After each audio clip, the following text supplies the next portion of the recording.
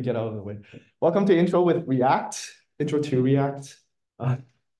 So these are some of the prereqs. Hopefully you set some of them up. And if something doesn't quite work, you can use the special link below. We posted it right now just to Discord. And clicking on this link will set everything up immediately. So if your dev environment doesn't work, just use this for now. And that's what I'll be using to demo as well. And yeah, let's get started. Oops. So yeah, first of all, nwPlus and I would like to acknowledge that today we are having this workshop take place on the traditional, ancestral, and unceded territory of the Musqueam people. And if you'd like to learn a little bit more on the history of the land, visit those links. And I'll be posting the slides later, so you can take a look. I'm the workshop host today, Nicholas. You can call me Nick. I mean, I don't know how many opportunities you get to call me, but I'm Nick. I've done React full-time, part-time, and at an internship. Been doing it for like 5-6 years. So some of the fundamentals, I have it like pretty solid. And I have today 4 TAs with me. I have Donald right behind you, Melvin also right behind you, Janae up in the front, and Kashish up in the front as well. And if you're too shy to ask any questions during our workshop, just post on Discord. We have a dedicated TA to answer your questions. But otherwise, raise your hand because some other people will probably have the same question if you're confused as well. So let's start off with the background. Start with what is React and then why we're using React. So React is a JavaScript library made by Facebook back in 2013, and it's since been adopted to use in a lot of other companies. So it's used to build interface and implement functionalities, just like how you would do in HTML, CSS, and JavaScript. But instead, they give us a lot of really convenient tooling to use, and this makes everything a lot more efficient. And in some cases, optimizes your code as well. So a lot of companies use it. One of the most popular framework library that we're using today. So in React, we actually write the code in what's called JSX, or at least what the what is it called? Markup language is.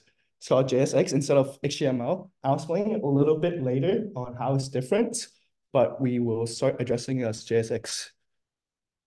Yeah, so we use React because it allows us to use reusable components, which is a keyword we'll learn later. Pretty much just means that once you've written like a few logic for a specific, like say button, you can reuse it by just having a tag instead of multiple lines and writing code again. Also have some functions for us to write code optimally and efficiently. So, sometimes you don't need to run some things because basically just, we'll get to it later when I explain some useful stuff. Because there's so many people using it in the industry, it also has a very strong ecosystem, meaning all the common areas that you might encounter, someone's probably posted it like a few years back, and there's probably already a dozen solutions, if not one accurate solutions for them. And also means that you have a lot of toolings available to use with React, meaning maybe you don't want to write a carousel, maybe you can just install a carousel and use it in your code. So yeah, let's get started with looking at the first piece of React's code. So here up above, the first div tag, we have React code, and then the second portion, the bottom half, we have HTML code. And as you can see, there are a couple of differences. For example, class, instead of just saying class, you have class name. And for style, instead of just punching in a string in HTML, you would actually have double curlies over here. And we'll talk a little bit more about that in the next slide. But as you can see, it's mostly pretty similar with some keywords being different, some attributes being different. But yeah, we'll get more experience with it. So in JSX, we can also just kind of nest JavaScript right into the code. So as you can see here, we have an open curly brackets, and by specifying an open curly brackets inside our JSX, it will allow us to directly use JavaScript. So in this example, we have declared welcome message should be hello. And then we pretty much just use welcome message inside our JSX. And the final products will be the hello that you will see here. This makes sense? Yeah. And this is also your first glimpse at a complete component.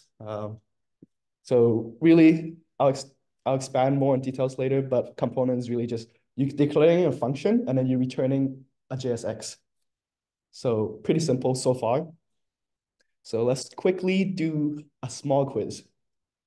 So so on the left, we have a piece of code, a component, and we first declare questions to be an array of Q&A, and which you can see is the array composes of two objects.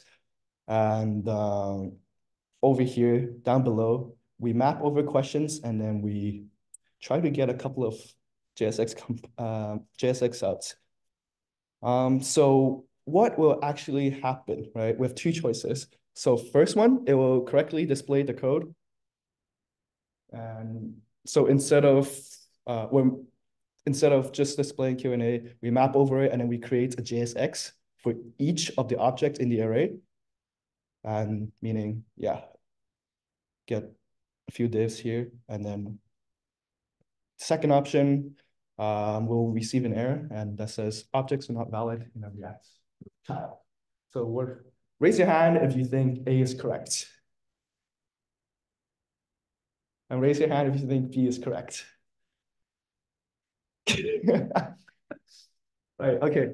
It's, React is not the easiest to get into. Of course, today I can only really teach you about some of the concept. Took me like a few weeks to kind of understand how to start writing code. But once you get into a hackathon, everything becomes easier, like no cap.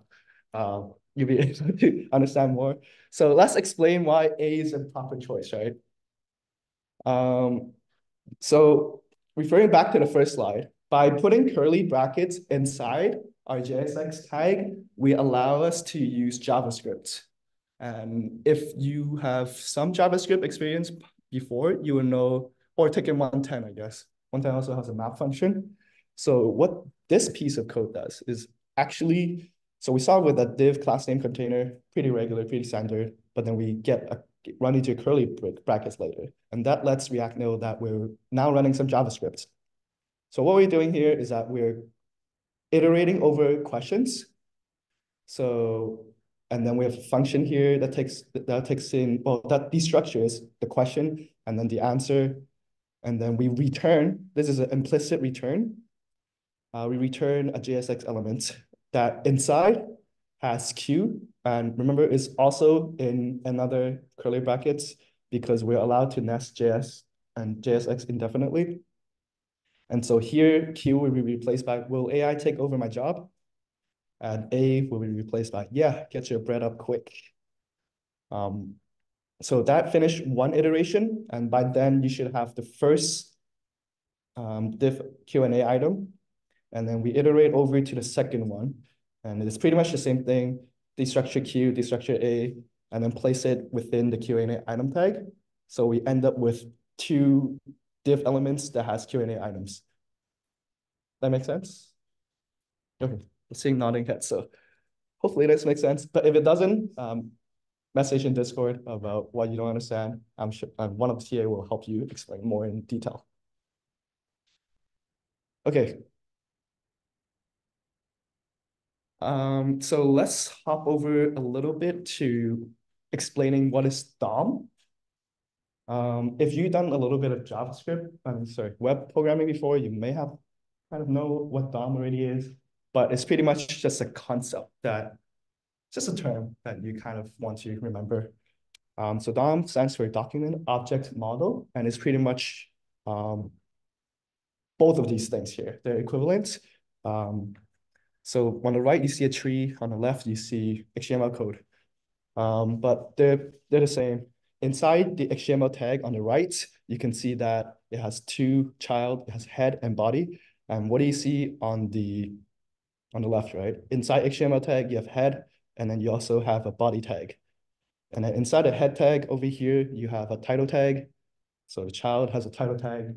And over here, inside the body, X1 tag and a P tag. And on the left, on the right, you have X1 and P tag. So it pretty much just means the tree that you see here when I talk about DOM.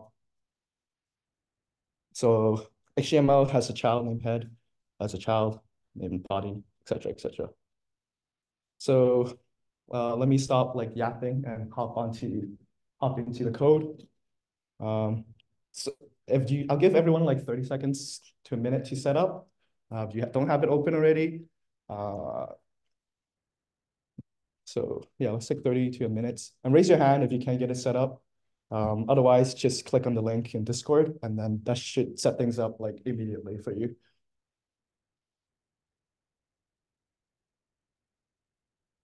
So let me click on that as well.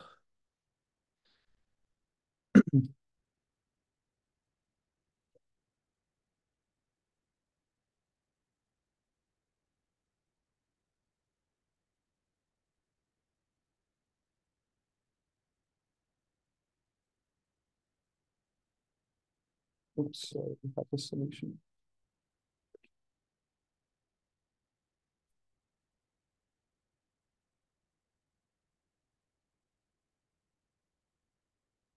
So if you have it open, I want you to open the file under src app, and then click on the page.js, which is what we will be working from in the first bit of this workshop.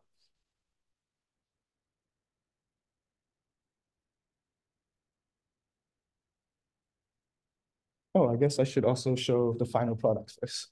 That will probably make it easier for everyone to understand. Just give me 1 second. But yeah, if you don't have it set up, now is the opportunity to ask TAs, raise your hand. I'll try to get it set up.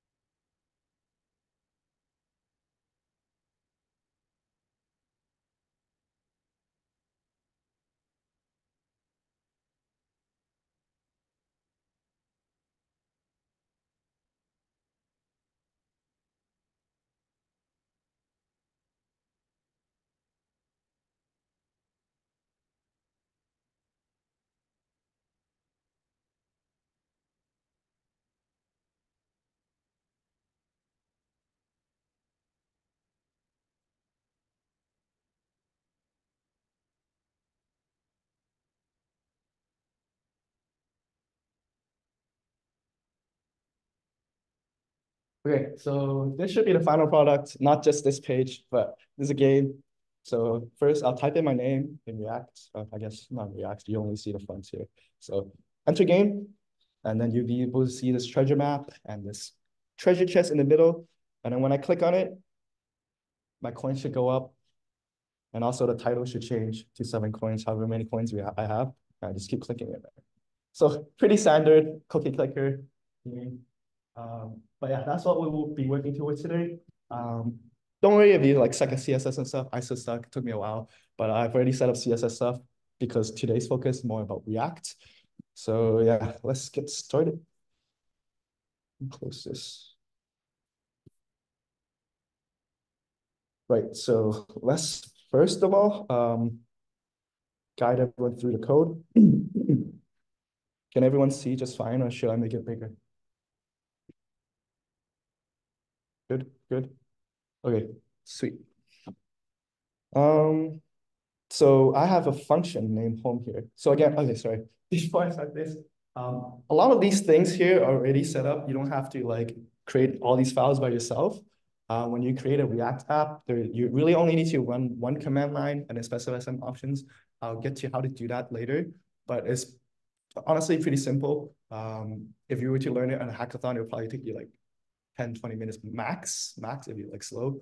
But if you're fast, literally you can do it in under a minute. So I'll get to that later. But yeah, so here we're declaring a components here named home. and so for like homepage and stuff. And then React code goes from top to bottom, and each component must always return some form of JSX.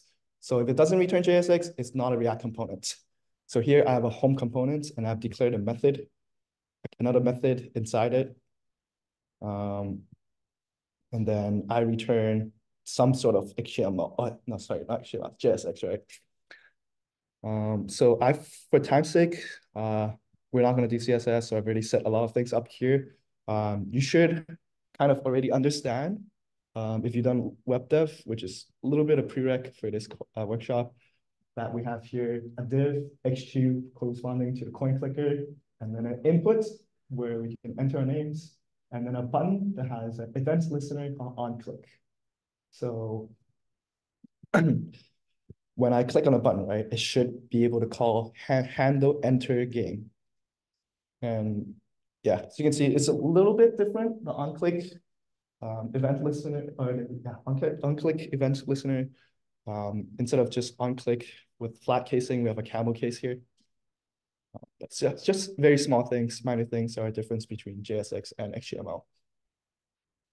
Yeah, so right now, if I click enter game, nothing should happen, right? Because it's just calling enter game up here, and I'm not changing anything. So I have an example up on the right, which is probably easier for everyone to understand. So components are essentially, you can think of it as like a Lego block. You return something, you make a function, you make a component, and then like that component returns something, and then you can plug it into another component. So here we have, no, why is it flashing? Declared a component called lorem ipsum here, and it returns just very simple JSX, and then I plug lorem ipsum in this form straight into the component's named app, and then the left is what should actually display. So very simple. It just pretty much takes what's inside span here and punch it inside. Replaces lorem ipsum here. And React components is very, you always have to start React component with a capital letter. But then as you can see, this is generally how the casing goes. Yeah. And in addition to just kind of replacing things in JSX, we can also actually pass in items, or what's called props, into other components. So here, it's a little bit different than a previous, oh, what am I doing?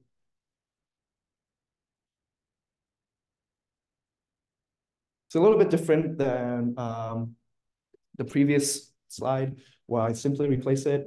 This one I also specified an attribute called additional text, and then I set it to a string called hello. And so by doing this, I am actually feeding the components lorem ipsum a property.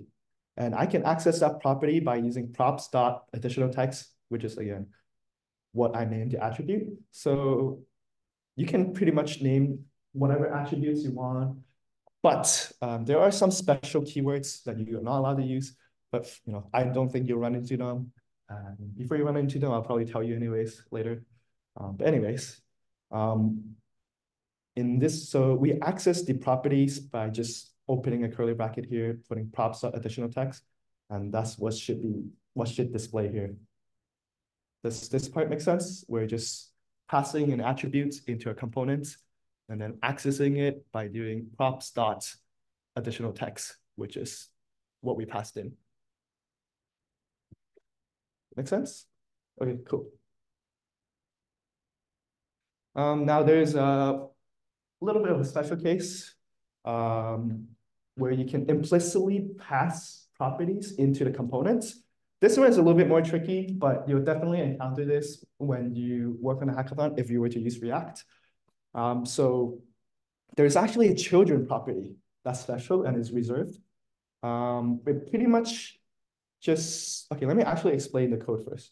So list item, we take in a prop, and then props.name is, so it's very similar to the last example where we just pass in the attributes and expect the component to display it. And then we have giant list, which is another component. And this time, it actually returns props.children, which is another attribute according to what it understands, just another attribute. And then we have a third component here, home, where we have a giant list, which is a component, but in giant list, we're wrapping two list items here before closing the tag. So it's different than what we just did, where we close the tag immediately, but we're wrapping two other components. And left is the output of this entire piece of code. And that's because React has this special thing where if you put other JSX or other components inside another component, it will automatically be passed in as children, as the prop children. So that's what's happening here. Giant list is actually taking in giant list is actually taking in two components here and passing it as its children attributes. So that's why we see this list here with giant list, and then pretty much just using these two list items, moving it up here into props.children, and that's why we see the code or the HTML at the end on the left. Does this part make sense? Yes, no? If you don't understand, just type in the screen. Okay, so let's hop back into the code, right? So obviously we want to enter the second screen, which I've also set up. So let me just show you. So again, components evaluates top down. So if I were to put true here and stop it before I return this code, but instead return my treasure clicker component instead, then when I save it, it should just display my treasure clicker, which is components I have made that we'll be working on later. But this one is pretty standard as well. You have a div tag, you have an image tag. This is a special image tag provided by Next.js, but just pretty much think of it as like a normal IMG tag.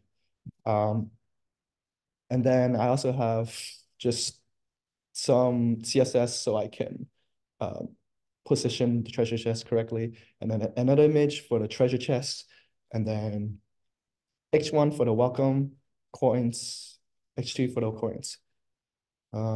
So yeah, so if I do true, if true return treasure clicker, it will always return treasure clicker.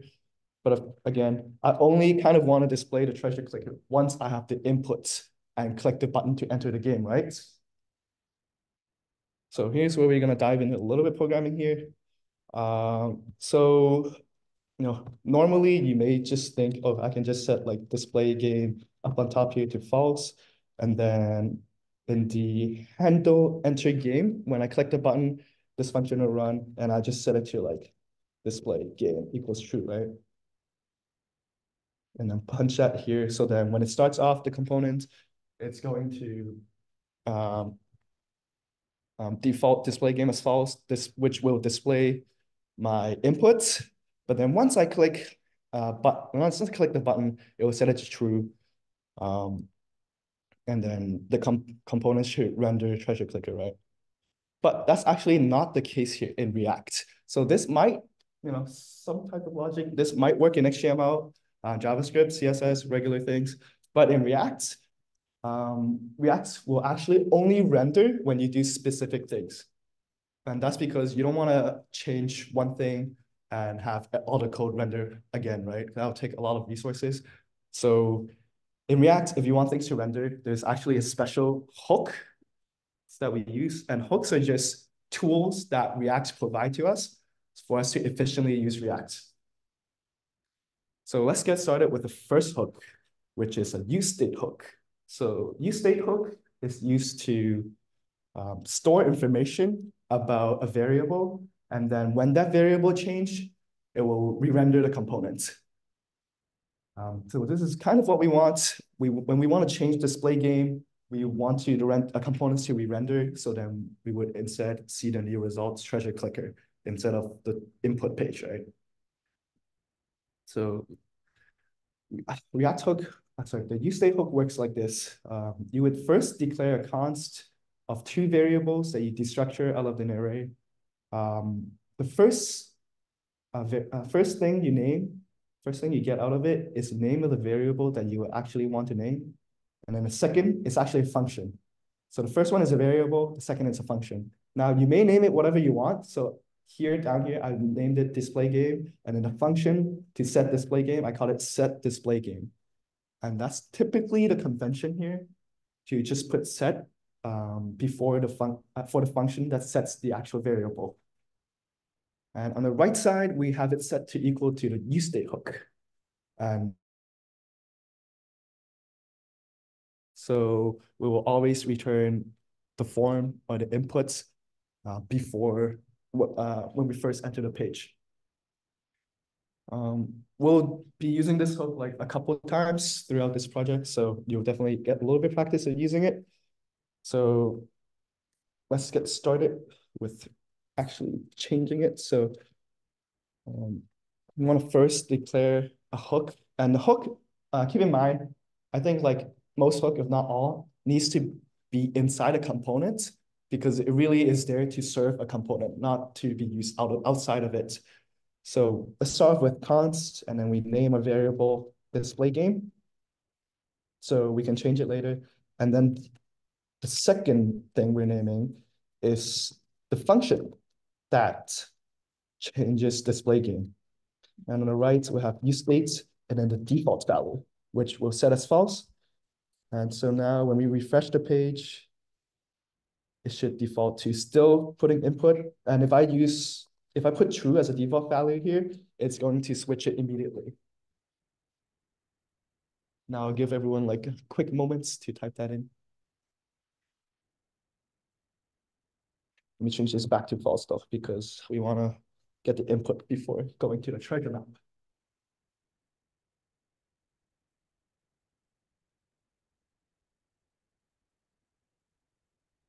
Okay. So yeah.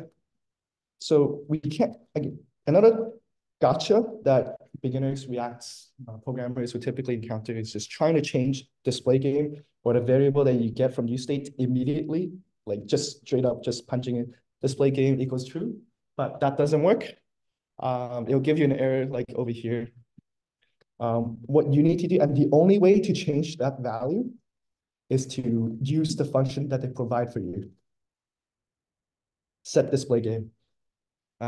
This probably happens for a few reasons, but one of each is probably just you have to use it so React knows when to re-render the components.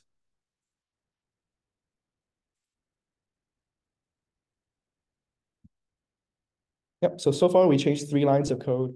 We changed the false that I defaulted to display game, a variable I got from useState. And then inside the events listener for the button, I set display game equals to true once I press it, right? So the expected behavior is for us to click enter game right now, and then for us to switch the page.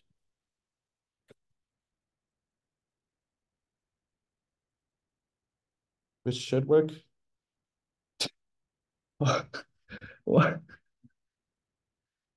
Hmm?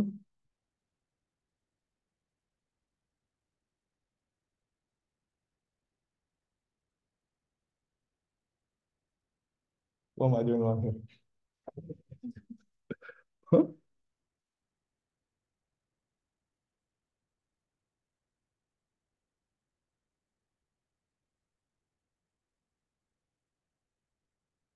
You?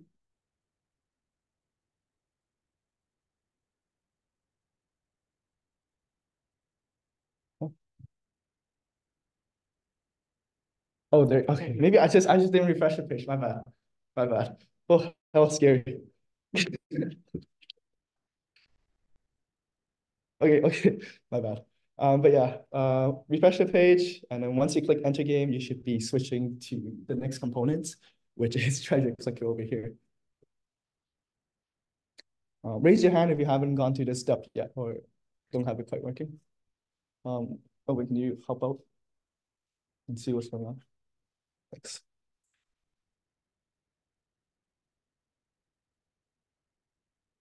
Okay, so we'll just give everyone like 30 more seconds.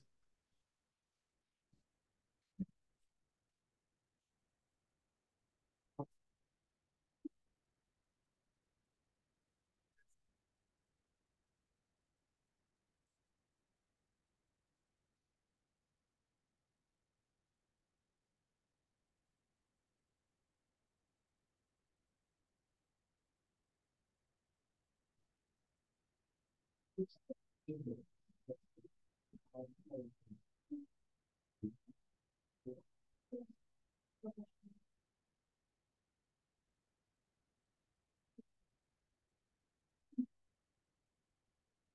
if you want the code, one of the TA just posted it in Discord if you just want to follow immediately. But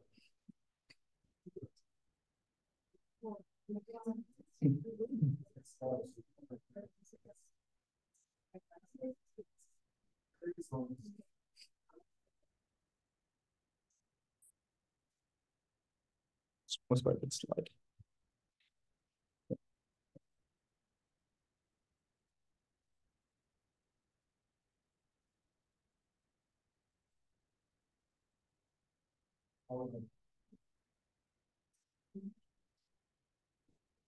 So if you don't have trouble, you can try implementing handle name change, which should be just another use state hook to save the variable of what we sorry, to save what we put inside the inputs.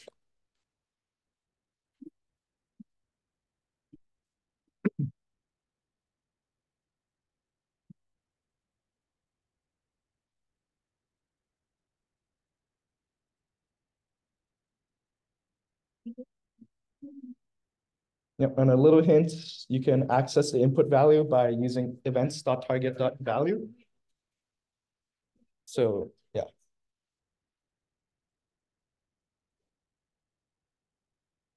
I will implement it together.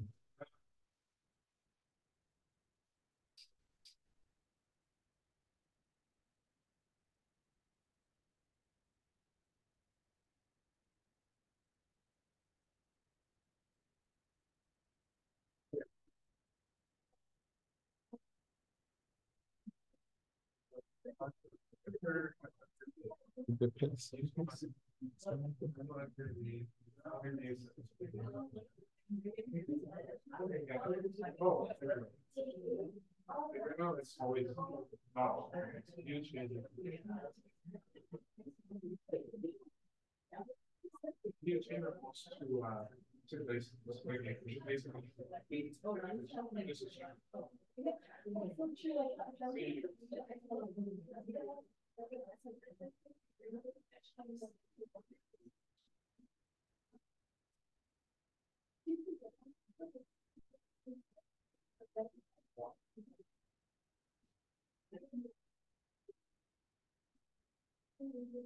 Okay, sweet. So let's move on.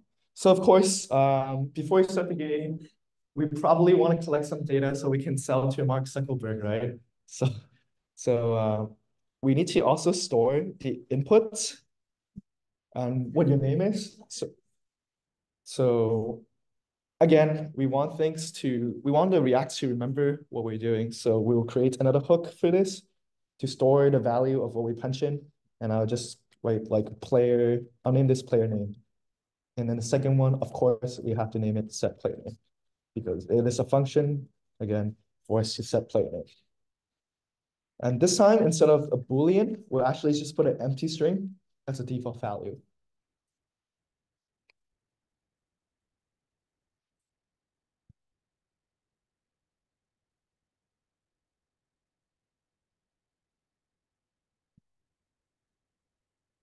And since inside our JSX, our input has an onChange handler called handle name and handle name change, we can access the value here by using events.target.value.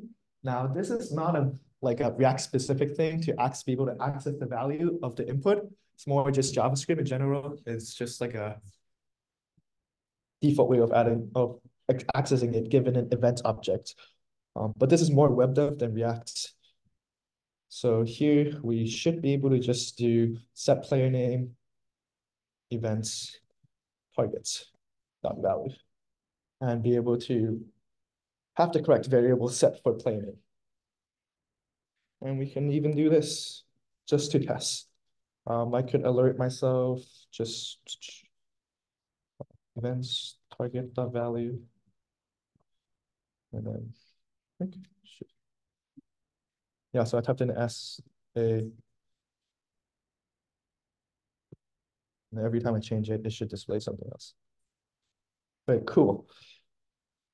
So now that we have this, right, we have set the name and then we have set enter game. When we click the button, still, we don't know what our name is yet because we actually haven't given the information to treasure clicker or other components, right? And if you remember going back to the last slide, the one way we can provide information to another component is by specifying the property values. So in that example, we specify additional text equals hello, and then be able to pass in information to Lorem Ipsum. But in this example, we want to pass in the player name to treasure clicker, so we can access the player name inside this component, right? So let's start off by going to at least line 24, but it might be line 23 for you if you don't have this comments. Over here, we want to just punch in player name equals open brackets to access JSX, to access JavaScript, player name. Now this could be whatever, name, player name, whatsoever.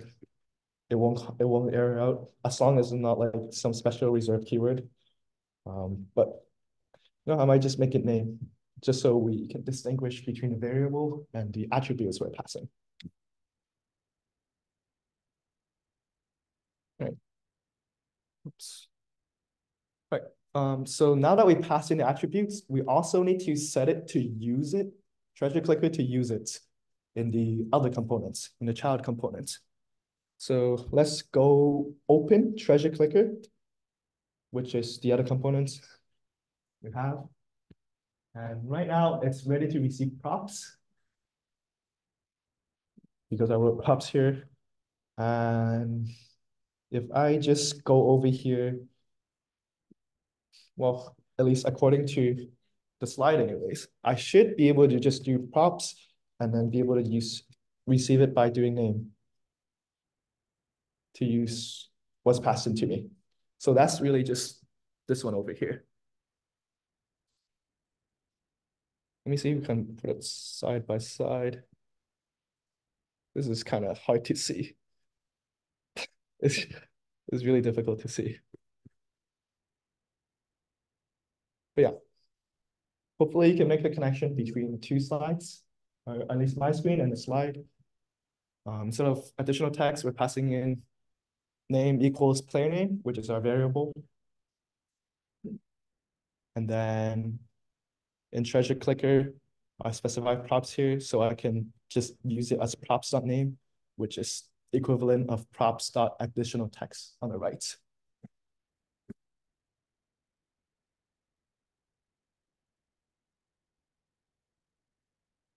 And I just hopped to line 36 to change the welcome text to use my actual name I punched in earlier.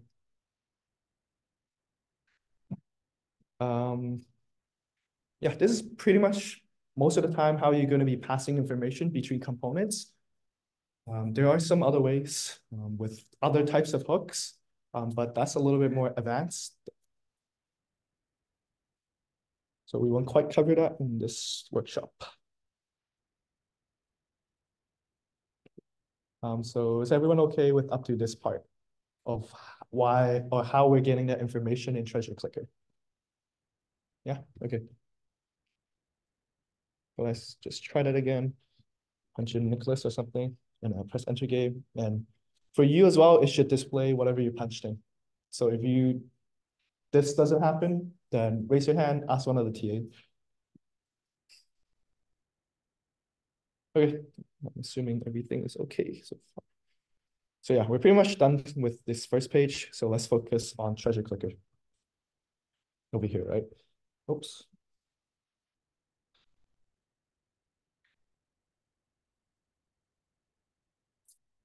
So right now, when we click on the treasure chest, nothing happens.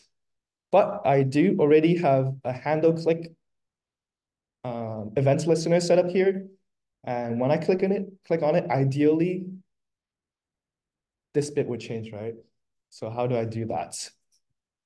Well, right now I'm clicking on it. it's calling handle click each time I click on the treasure chest, but the coin is still remaining as question mark, question mark. That's because we don't have something to store it, right? We don't know, we don't have a variable to store how many coins we have. But I think I can leave this as like a small exercise that we'll work on right now. So I'll give everyone like about 5 minutes. We'll run until 5:47-ish, and then see if you can at least set up the coin counter here, or even better, be able to click on the chest, and each time you click on the chest, increase the coin counter by 1.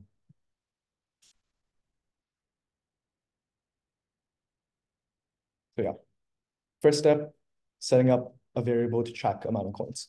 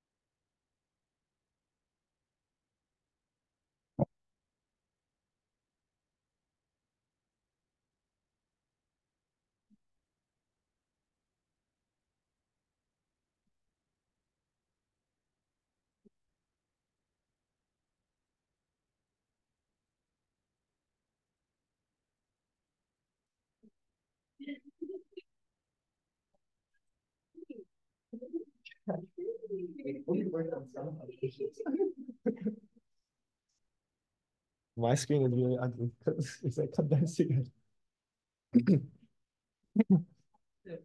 Barely. Oh.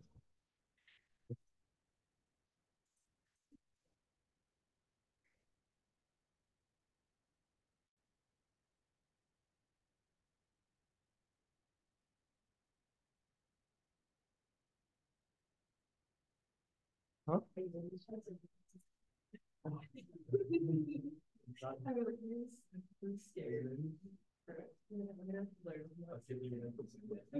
I'll memorize 10 phrases.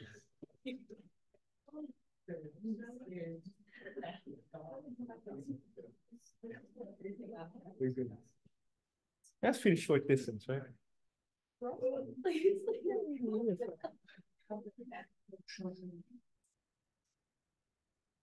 The response is pretty slow last time, but you'll see. You'll see. It'll be fun. It'll be fun.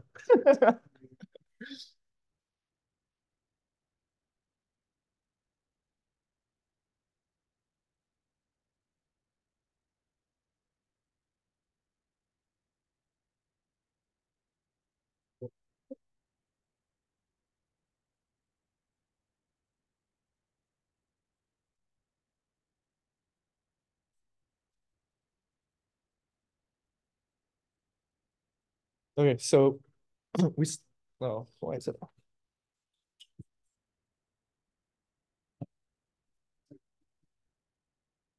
So raise your hand if you at least got the coin counter set up so display like 0 or something like that. Okay, I'll give you.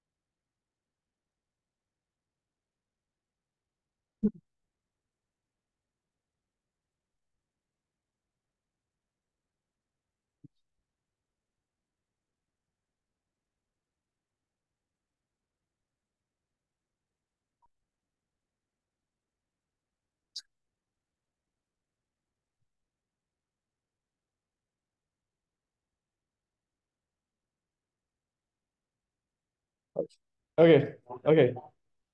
So who's gone something to work? Okay, sweet, nice. Okay, yep. So the least you could do is write 0 here just to hard code it. But of course, we're not going to do that. So again, because we are expecting this variable, the coin number, to change, we have to use the useState hook. So go back on top, still inside a component. Remember, we declare coins and then function to set coins, set it equal to useStates, start off with 0. And then we'll be able to use the state variable down here by opening a curly brackets to use JavaScript. So this is the first step to setting up the coin counter. On top, I have useState hook set up again. And at the bottom, just replace the double question marks with open brackets, open curly brackets, coins, close curly brackets to use JavaScript. Just condense everything here so you can see it properly.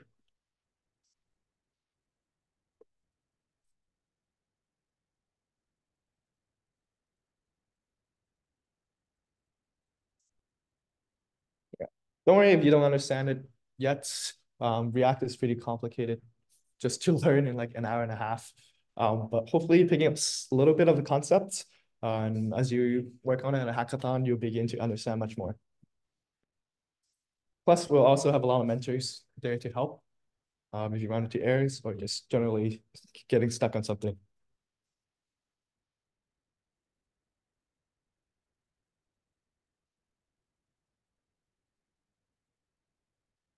Okay, sweet. So does anyone still need more time to work on this part? Okay. Yep. So the next step for us is to try to increase the coins once we click on the treasure chest, right? So again, we have an on-click listener on a treasure chest here, which I've set up. Every time I click on it, the handle click would actually fire. So here's what we want to do. We want to change the value of the coins from what the coin previously was to one more than what the coin was previously. One more than the coin previously. So could either do this, new amount equals to coins plus 1, which will just access this variable. And then do set coins equals new amount to set it. Or we can just do coins plus 1. So both would work.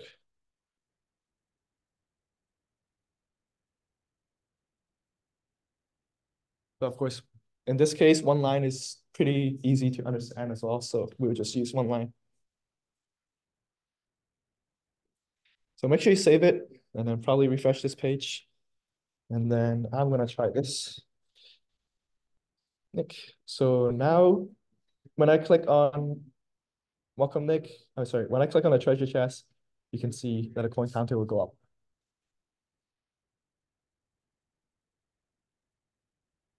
So raise your hand if you can get this to quite work. Okay, sweet. Cool. I mean, in my example, I added also a little bit of like other animation. Let me see if I can just quickly find it.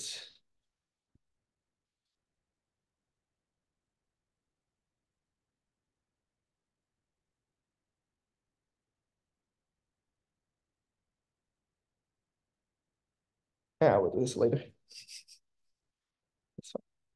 Where is it? Over here. All right, cool. Yeah, we'll work on animation later. But right now, let's try to actually learn how to change the title. There's also another hook that we always use in React, which you pretty much have to learn. And this, along with use states, like use effects and use state, already carried me through my hackathon projects when I first started learning React. Yeah, the second hook that we'll be learning is called use effects. So you're pretty much, when you use effects, just telling React that whenever something changes, please do this specific task for me, right? So on top, you can see it takes in, it's a little bit different than use states. So use state, remember you have the left portion of when you declare something and set something, receive the functions to set something. And on the right side, you have a use state. But use effects just really works like this. You just place it inside your components. And then first it takes in a function. And hopefully you've learned lambda function, which is just like an anonymous function. And then it takes in a dependency array. So let's look back at the slide so it's easier to understand. UseEffect hook takes in two arguments, a function that you want to run whenever something in the dependency array changes.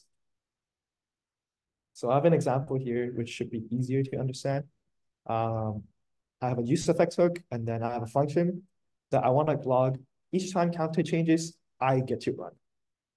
And that would be the function over here. And then in the dependency array, make sure it's an array because it actually scans over everything in the array. And whenever one of them change, it will run the function.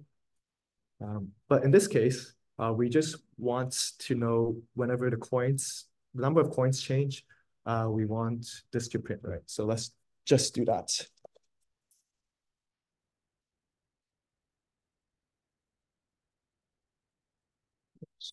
Hello, coins have changed. Let's see if that works. Hop over to the other page. Oh, by the way, I pressed this button on top, open a new tab so I can see it more clearly. So that's all I did. And then just press the button to connect to the project. So now I should be able to open F12. I can go to console. Oh, sorry, I skipped over one step. Yeah, to open this big developer console on the right click and then click inspect. And then on top, I just switch from elements to console so I can see what's getting logged. Enter game. Each time I press this, it should log hello concept change. Right? Because I'm telling React, whenever the number of coins change, I want to run this function. So now this function doesn't necessarily just have to be like console.log. For example, I don't know if you remember, but when I showed you the complete projects at first, the title of the tab also changes from coin clicker to how many coins you have. So to do that, I think you just need to do document.title equals coin clicker space and then plus concatenate coins.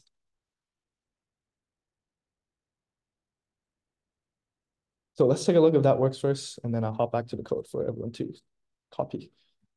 Nick. So if this works, yep, it should, whenever I increase the coin, it should update the title on top to reflect what my coins are. Now I'm 17 coins, and the title 17 coins.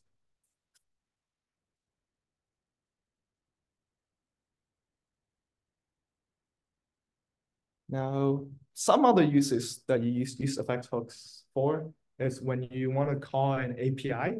Say when someone types in, say you want to make your own ChatGPT, right? And you connect to like the OpenAI API, or even just trying to get the weather, you would want to type in an input, parse it, take what the user wants, and then send it over. And of course, you only want to send it over when something changes. So there's a case when you would use effects.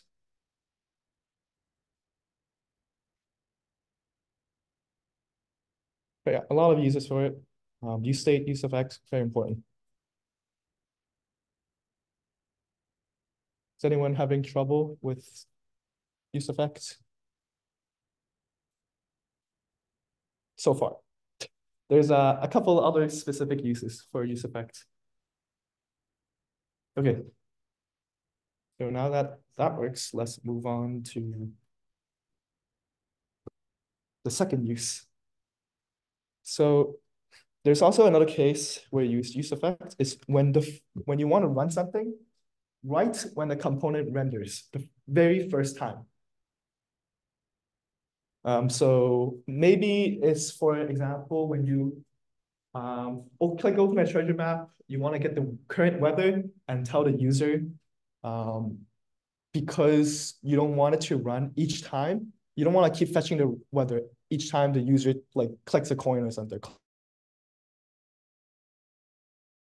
Use effect hook here, where we have nothing in the dependency array. So just an empty array in the second argument. And that tells React, okay, I only want this to run once, this task to run once. And that's when the component first renders the very first time. So let's try it here. Use effect.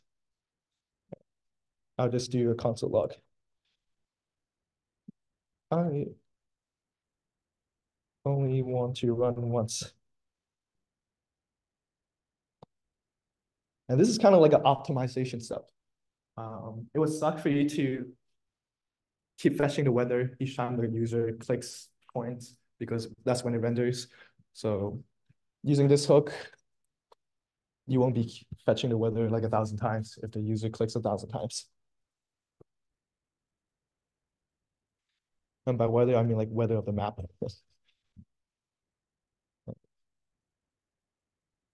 So let's see.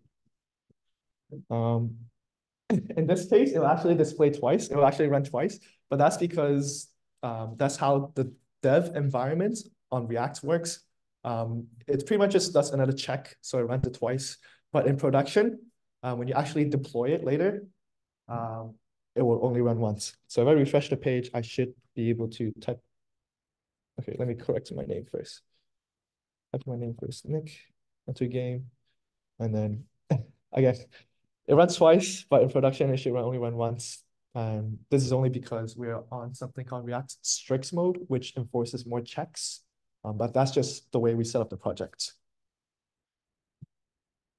And now when I click on the treasure chest, the title will update, but then the hook, well, this specific hook that we set up will not run again. Only run when the components first renders. Meaning it won't run on this page when I click on this page, but only when I render treasure clicker over here. Oh, sweet. And honestly, that's pretty much it. But I also have another exercise for everyone to work on that we still have like probably like 20 minutes to work on. And that is to try to set the size, add some animation onto the treasure clicker. So it would work similar to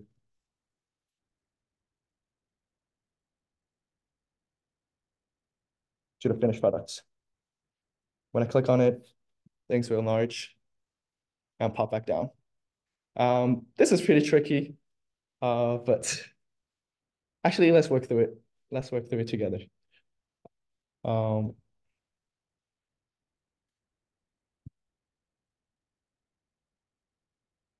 Okay, where's my code? So we're back here again. I type in Nick, switch over to this one.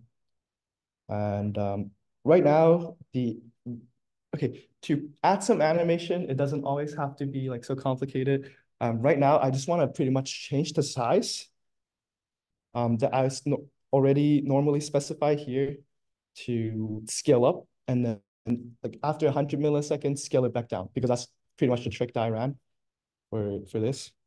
Scale up 10% more, and then go back down immediately after 100 milliseconds.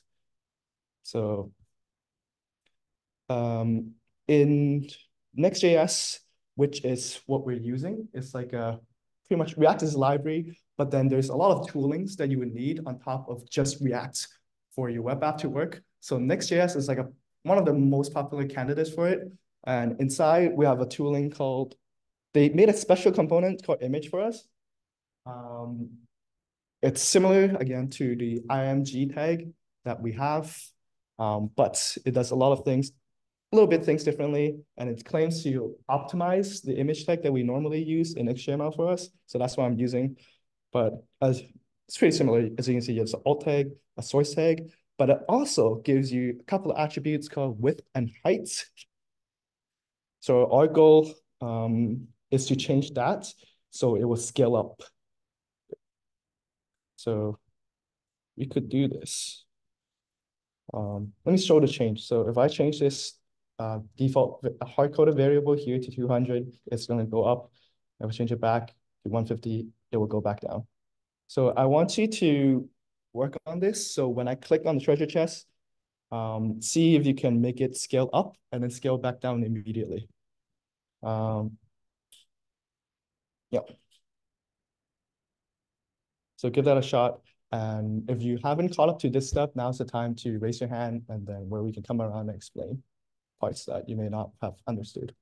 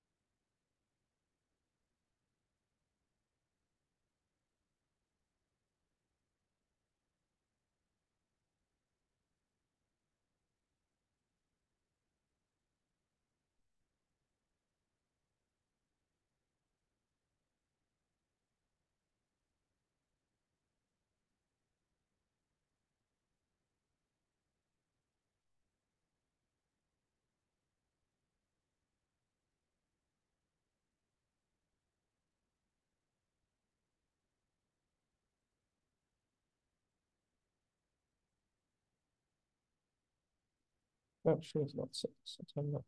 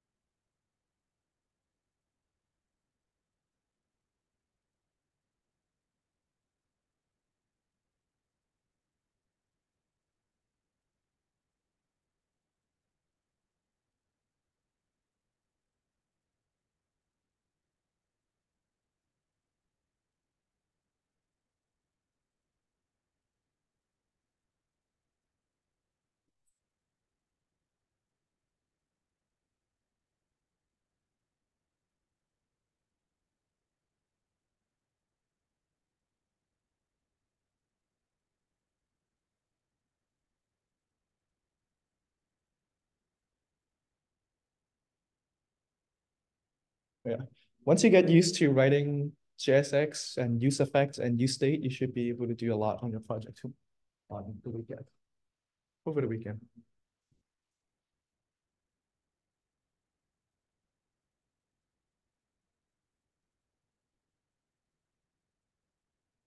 And a helpful little tool for this exercise is this function called set timeout, which will pretty much run a function. It'll take in a function and then take in the amount of time that you want it for the function to run after.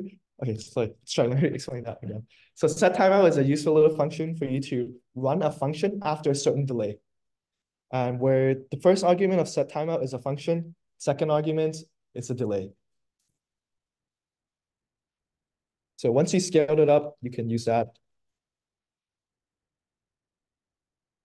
to scale it back down. And the delay is in milliseconds. So in this example, I will run this after 100 milliseconds. And by specifying 100 on the second argument, it will run after 100 milliseconds.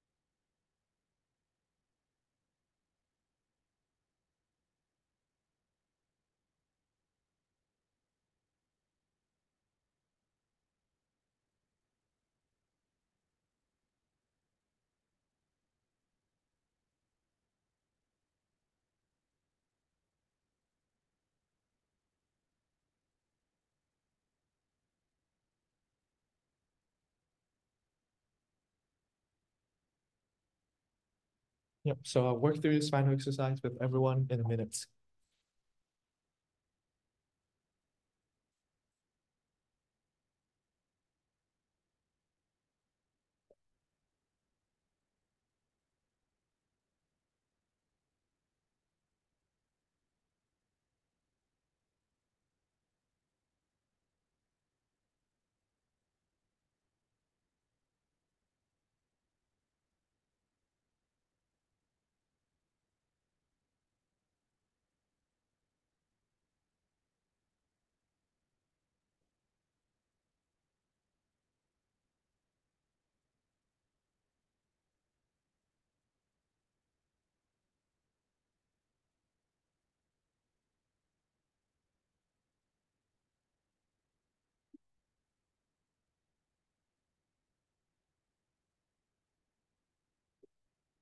Okay. Okay, let's go through exercise together. Um, so because I kind of want to change the width and the height of the image, I kind of want to use a variable, right? Something subject to change. No longer is it going to be hard-coded. So let's look for a variable here. Let's create a variable here named size with the useState hook and then a function to set it called setSize, useStates, and my default value, I still want it to be the same size. So I'll still be using that hard-coded variable. But now that I have a variable that I can change, I am going to replace these width and height variable with the variable I just got from useState.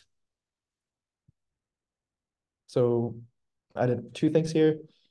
Declared a useState hook to use the default size of default treasure size, and then replace the variable down here to size to use size.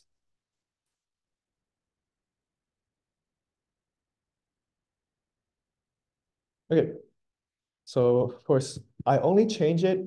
I only want an animation after I click on this immediately. So in handle click, I'll add another line, set size to be size, the previous size times 1.1. Actually, it's even better if I just use default treasure size. So now when I click on this, it should just change to a bigger size. And if I use size here, it's going to increase infinitely. But we'll see why we really use the default treasure size here. So after that, obviously we want it to drop back down, right? We don't want it to remain the same size. So we need to change the size back to its regular size by using set timeout. So set timeout takes in two functions. I mean, takes in two parameters, takes in a function that you want to run after a certain delay, and then the delay you want to put in. So for delay, the second param, I'll put 100 millisecond. And then for the first one, put an anonymous function to set size back down to default treasure size. Oops. Refresh it. Like, so now each time I click on it, it'll change the size immediately to 1.1 to 10% more than its default size. And then, but after 100 milliseconds, it will set it back down to its default treasure size. So that's kind of how I got this animation going. You click on it and it pops. Does that make sense? Change it immediately after 100 milliseconds, change it back to its regular size. Okay, sweet. So since we have a little bit extra time, I'll also show you how to set up a project. So honestly, like the most important thing that you can leave this workshop with is learning how to read like documentation. When you trying to pick up a new technology, just read through its documentation. You'll probably pick up like 30% of it when you read through it the first time. But as you read through it more, you'll be able to understand it more. So let's take a look at the documentation together. If I write how to set up React, oops, not reaction rules Discord. I never typed this in. Oh, why is it using AI? Okay, you can look at videos, or you can look at the regular page. Okay, React Dev, learn React, installation, starting a new React project. So yeah, even here it tells you don't use React by itself. Use React along with other frameworks that comes with enough toolings for you to kind of develop the full web app experience. And yeah, it explains that you can use React with a framework, but then if you're making something more, then use React with a framework. So here we have the first thing, really just Next.js. Of course, it goes into a little more details about what each framework does, but yeah, there's a lot of them, but Next.js is typically the most popular, and that's where you see most people be making the apps from. Of course, you're feel free to try other frameworks, but for this demonstration, I'll just do this. And here it tells you to run a terminal command line. npx just means like run it once. It's like when you install Node, you get access to npx, just terminal command line. So let's actually run it here.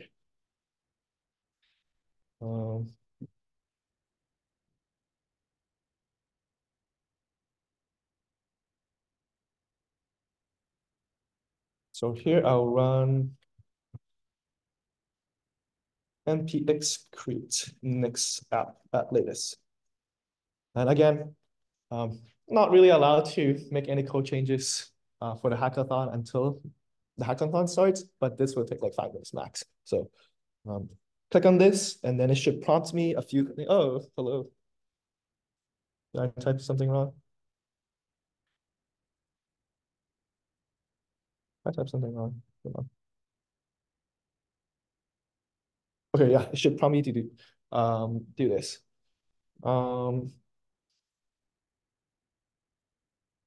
Actually, hold on. I probably also want to name the app something. So I'll name it example, I guess. And then just press OK to proceed. And it asks you if you want to use TypeScript. TypeScript, if you don't really know, it's just like a superset of JavaScript that gives you stronger typing. It's like a more strict type, but I recommend just using JavaScript if you're new to React. Otherwise, it could bring you a lot of headache. So no TypeScript. ESLint. ESLint is like a linter that, well, I guess I should explain what a linter is. Linter is a tool that will help you format your code pretty much and tell you if some syntax is wrong with your code. So by default, it just get the linter. And then it will ask you if you want Tailwind CSS. So Tailwind CSS is like a CSS library that's also very popular. That's why they kind of included it here in the default, like when they ask you questions. Personally, I use Tailwind CSS to make life easier so I don't have to, CSS can sometimes get annoying and you have to write so much code for it. Some libraries offer choice for you to write it in like shorter amount of code. But that's really opinionated, and there's pros and cons to using each library. But honestly, it's not too hard for a beginner to learn Tailwind CSS as well. So here I honestly wouldn't recommend like either choice. If you want to try Tailwind CSS, then use it. If you don't, then yeah, look up how to use the CSS that is used by React. And if you would like to use the src directory to put in your code, this is also like a choice that doesn't really matter. But if you're like a keener, you want to kind of you want to place your code in an exact place, but again, default to yes. So we'll just do that. App router, allows you to pretty much navigate. It's like a Next.js feature. It's not really like React feature. It comes with Next.js, so you'll be able to kind of switch to different pages instead of just having one page that contains everything. It's not that hard. You can probably read the documentation, learn it in maybe I wouldn't give it an estimate, but it's not too difficult. So let's just include it for now. We didn't use it in today's workshop, but yeah. And would you like to customize the default import alias? And we can just default to no. This makes your code a little bit cleaner when you import specific things. But yeah, doesn't really matter. It's just more things to set up. And after you answer these like 6 questions, it will generate a lot of code for you and including your project. And that's how I got majority of things started. Really, when I set this whole project up for the workshop, I only changed like 2, 3 files. Everything else is set up by this command line that we just punched in. Yeah, so it's going to take a little bit of time for it to generate all these files, but once it does, it's pretty simple to use it. So let me just open that in the code editor. So as you can see, the structures are very, very similar. Source, I have page.js, and I just don't have like treasure clicker.js, X, etc. Oh, sorry, I'm so sorry. One thing, whenever you do JSX, make sure you end the create a new file and end the extension in the exact component name that you are exporting, and also end the file extension in JSX. I think JS may work, but just to be clear, JSX as the extension for React code. Yep. And let me see. Let me see. So if I type npm run dev here on the new project that I created,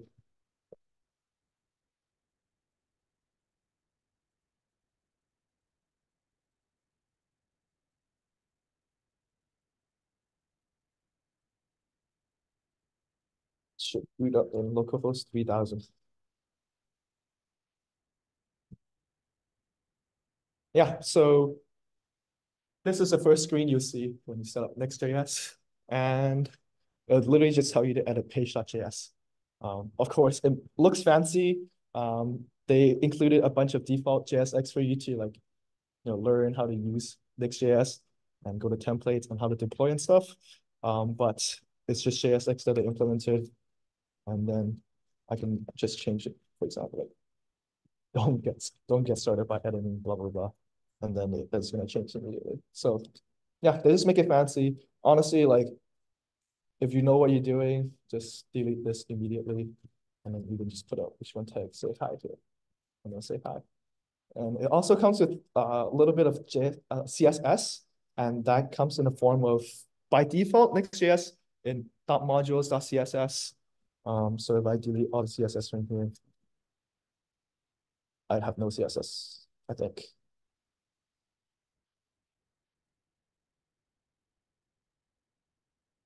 Oh, my computer froze, so probably gonna die. Oh, never mind. Yeah. Yeah. So that's it. Hopefully you've learned a little bit of concepts from me today that you can apply on the weekend. But if you don't, sorry for wasting your time. But on the weekend, we'll also have mentors around to help. I'll be there as well, but you probably don't want me if you still don't understand React by then. Yeah, there'll be a lot of people helping you, and I'm excited to see everyone this weekend. And hopefully I see some fire React projects. So yeah, thanks everyone for coming.